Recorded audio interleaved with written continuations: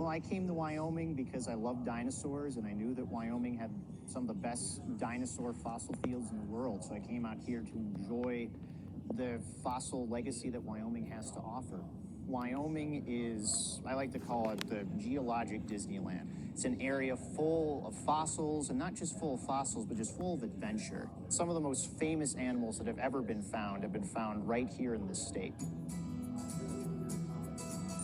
Wyoming's true dinosaur legacy isn't so much in dinosaurs like Tyrannosaurus as it is in the long-necked dinosaurs. What I would argue are the most iconic dinosaurs, the Apatosaurus, again, the Diplodocus, and all those species. And seeing an animal like an Apatosaurus starring in a movie is a really great thing to see as a paleontologist, because when I see the Good Dinosaur and I see a dinosaur like Arlo, it's not only showcasing dinosaur that's very much a Wyoming dinosaur, one that we find a lot of, one that we know a lot about, one that's littered across this entire state. It's showing it as a living animal, responding to danger, responding to even more human emotions like friendship, love, concern. Again, we're showing them as living, breathing creatures rather than just stoic mounts in a museum. So you're looking at what is easily one of the richest concentrations of dinosaur bones in terms of the sheer amount that's coming out of this one spot. So what we're finding for dinosaurs very similar to Arlo. Over 1,600 bones from large and small Diplodocus and Apatosaur. This is a dinosaur trackway that's directly over the existing bone site.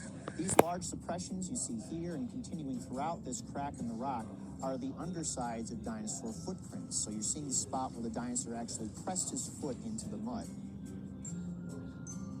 This whole progression on this hillside could represent millions of years of time in the late Jurassic period, where you have dinosaurs like Arlo by the scores just plodding along this area, huge herds of massive long-necked plant eaters roaming this landscape looking for food and keeping an eye open for the occasional predator.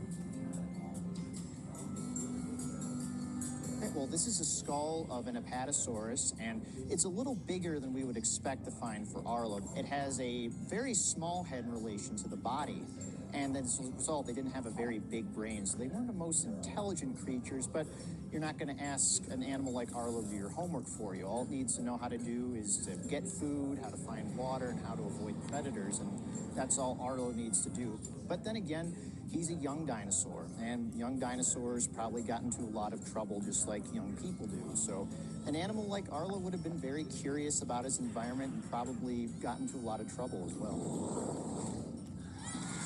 Well, our museum is a little different than most museums in that most of our manpower, from digging in the site to cleaning the bones in the lab, isn't done by trained paleontologists like myself and my colleagues, but it's done by everyday people through our Dig for a Day and Shovel Ready programs. We held those during the summer, during our active field season. Families can come out and dig in the sites with us. They find bones, they help us map and catalog the bones, and then they come down and help clean the bones in the lab. And through all that work, we're able to produce the dinosaur skeletons that we have. We're constantly trying to exhibit more of what we find in our sites to show people more of what Wyoming has to offer in terms of its dinosaur diversity.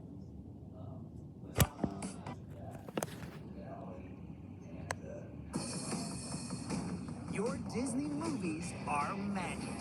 And the magic continues after the credits.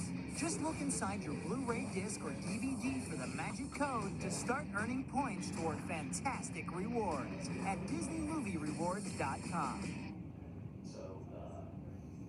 There is a place where eyes grow bigger than saucers. It's awesome! Yeah. And anticipation soars. I want to fly and tumble really, really high up in the sky. I'm gonna fly with Peter Pan. Where movies come to life. It's like a fairy tale. If I could meet Lightning McQueen, I would race with them. Ciao!